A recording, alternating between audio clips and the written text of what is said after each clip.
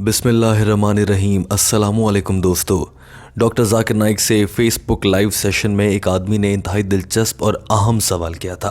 सवाल करने वाले ने कहा था कि अगर डॉक्टर आपको कोई ऐसा काम करने का मशवरा दे जो दीन इस्लाम की तालीमात के ख़िलाफ़ हो या नबी करीम सल्लल्लाहु अलैहि वसल्लम के अहकामात के मुखालिफ हो तो क्या करना चाहिए।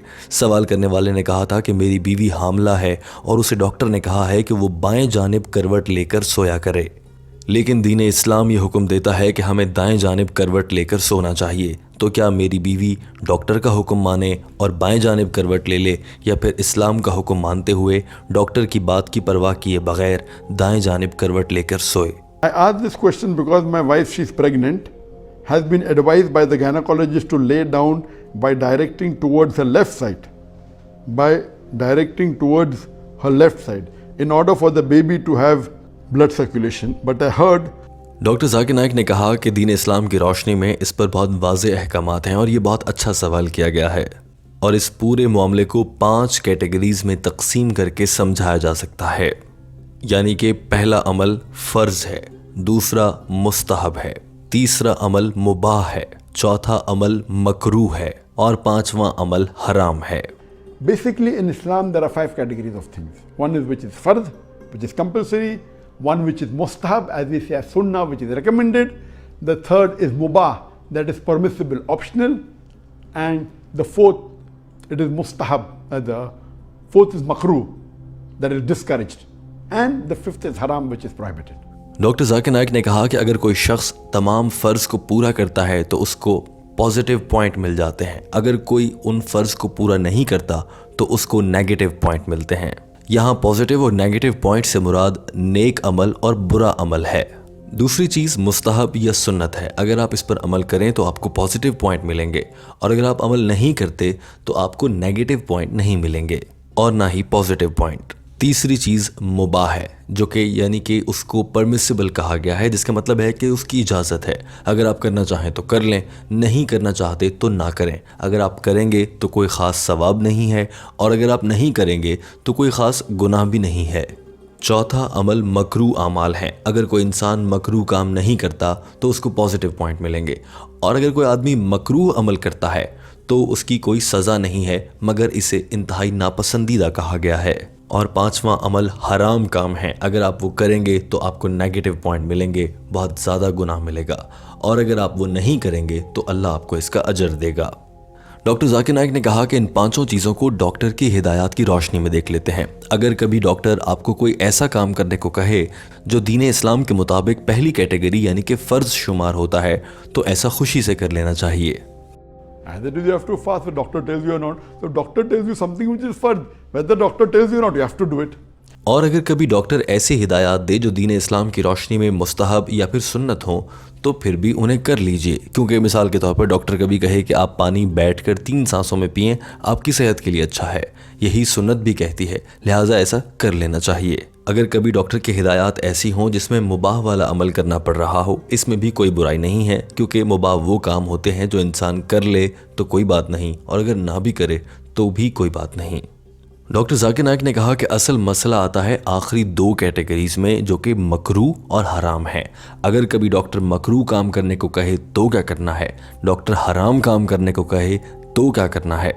डॉक्टर जाकिर नाइक ने कहा कि अगर डॉक्टर कोई मकरूह हिदायत देता है जिसके मुताबिक आपको कोई मकरूह काम करने पर मजबूर किया जा रहा हो तो इस सूरत में ठहर जाइए, रिसर्च कीजिए, उलमाए कराम से बात कीजिए और उसके बाद फ़ैसला कर लीजिए। लेकिन अगर आप वो काम कर भी लेते हैं तो इसमें कोई बुराई नहीं है। अपनी जान बचाने के लिए मकरूह अमल से गुजरना अपनी जान कुर्बान कर देने से अफजल है।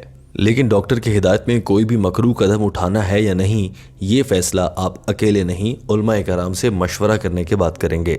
डॉक्टर जाकिर नाइक ने कहा कि सबसे अहम कैटेगरी 5वीं कैटेगरी है, यानी कि हराम आमाल। अगर डॉक्टर की हिदायत ऐसी हो कि आपको हराम काम करने पर मजबूर किया जा रहा हो तो उस सूरत में क्या किया जाए। मिसाल के तौर पर कोई डॉक्टर आपको कहता है कि आप जितने बीमार हो चुके हैं, आपकी सारी बीमारी का हल एक ही है कि आपको शराब पीना पड़ेगी। दीन इस्लाम की रोशनी में शराब पीना हराम है। तो ऐसी सूरत में आपको चाहिए कि मुकम्मल रिसर्च करें, तहकीक करें कि आपकी जो बीमारी है क्या उसका वाहिद हल सिर्फ़ और सिर्फ आखिरी हल शराब पीना ही है।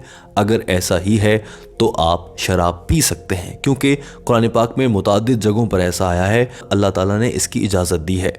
और डॉक्टर जाकिर नाइक के मुताबिक जब किसी इंसान पर कोई बीमारी आ जाए तो उस पर उस बीमारी के हल की खातिर दुनिया की ऐसी चीज़ें जिन्हें हराम करार दिया गया है वो उस वक्त के लिए सिर्फ बीमारी से निमटने के लिए हलाल हो जाती हैं। Is it really true? If the doctor is telling you to something which is generally haram, anything which is haram, but because your life is in danger, automatically that becomes halal for that time. Doctor Zakir Naik ने कहा कि अल्लाह ताला ने कुरान मजीद में 4 मकामात पर इसी तरह से ऐसा हुक्म दिया है। Allah says in the Quran in no less than 4 different places.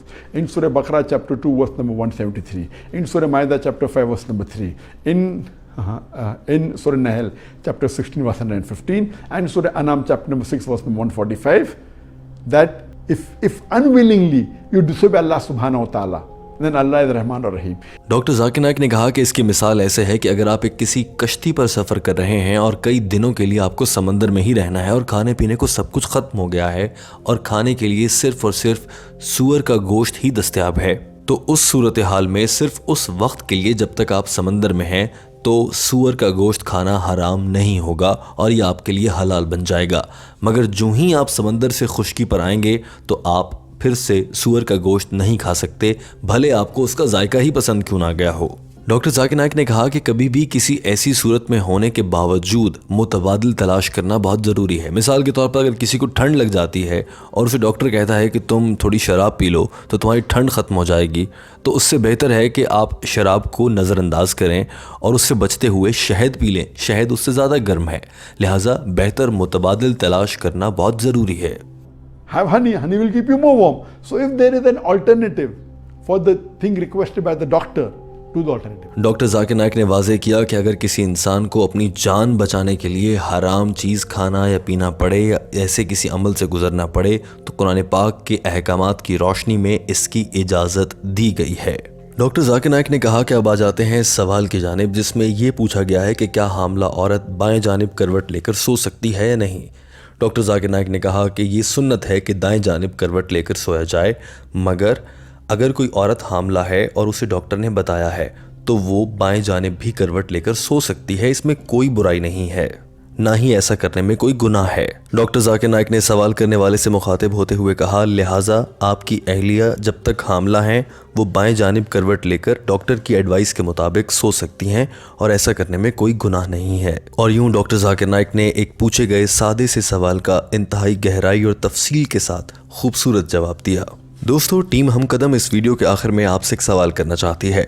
Doctor Zakir Naik ने मुख्तलिफ आमाल के 5 दर्जे बताए हैं, यानी फ़र्ज़, मुस्तहब या सुन्नत, मुबाह, चौथा मकरूह और 5वां हराम।